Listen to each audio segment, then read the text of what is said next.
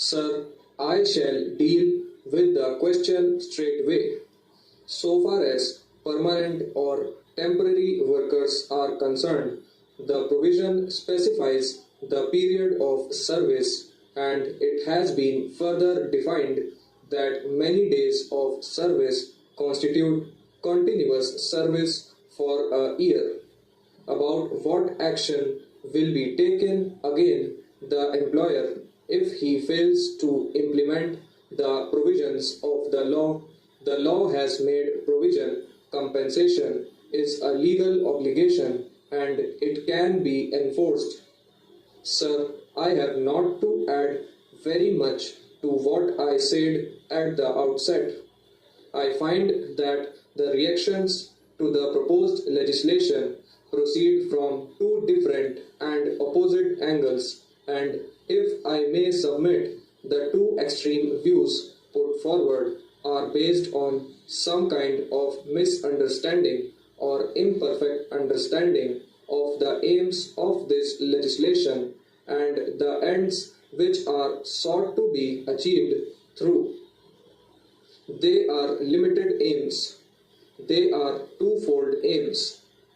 Firstly, coming to the views expressed by my honorable friend Dr. Mukherjee, the question was viewed chiefly from the interests of the industry, and from the other side, the question was viewed chiefly from the interests of workers. We have tried to balance both these things, but no claim is being made that through this legislation all that can be claimed on behalf of the industry or on behalf of the workers is going to be achieved, because the two aims are fair deal to the workers and that production should not be curtailed, and also that the industry should not suffer. Now, this legislation also has two aspects. One is the attempt to prevent closures through the deterrent effect of these provisions. That there is a good deal of substance in this approach will be evident from the fact that in the first case, when an ordinance was promulgated, a number of closures which had threatened actual did not materialize. This means that sometimes the closures were not really so very necessary and that there were no compelling reasons.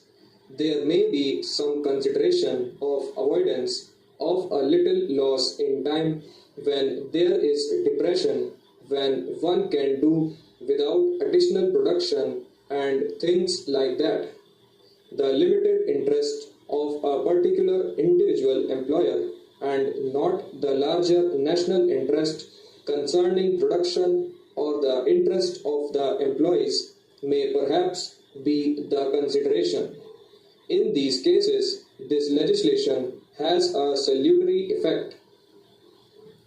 It will still have that effect when we pass this law now. But if either the workers or those who are very keen to have no curtailment of production think that this is going to stop closures, it is not so. Other things have to be done in order to prevent closures which are preventable. Some suggestions have been made by my honorable friend here. They are very good suggestions, but they do not directly concern us here. We have to do other things. We have got the Industries Development and Regulation Act, and we can put into use the various provisions of that act also. Something of that kind was done before in the case of one concern to which my honorable friend there made a reference. I may inform the House that even in the case of the closures which have occurred and regarding which we received information, we started acting. I believe that some enquiries are in progress and it is quite possible that where this legislation which we are going to pass may not come to our rescue, something else may possibly be done. There are suggestions like standardization of wages, decasualization, etc., and there will be other suggestions also. Why is it that a management, because of its inefficiency, because of neglect, allows the concern to run down to that condition that it ceases to have its competitive position in industry? Various things can be considered, but this is not the place for that. Similarly, so far as employees are concerned, something is being done on their behalf. First, if the legislation succeeds in preventing a closure, to that extent unemployment is warded off. To the extent it does not succeed, some relief is afforded to the workers. They get some compensation, but that does not exhaust all that the workers may be able to secure from industry at the time of termination of their service. There may be provisions for gratuity, etc. They are not ruled out, they are not eliminated by these provisions.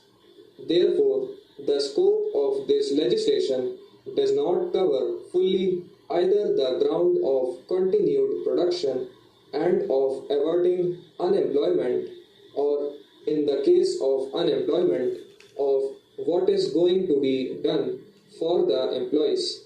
So, sir, in that limited context, we have to view the propriety of the various clauses that are being considered here.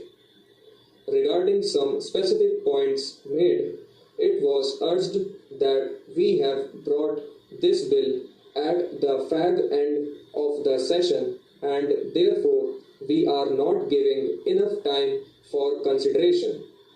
That is a question which depends upon the convenience of the House.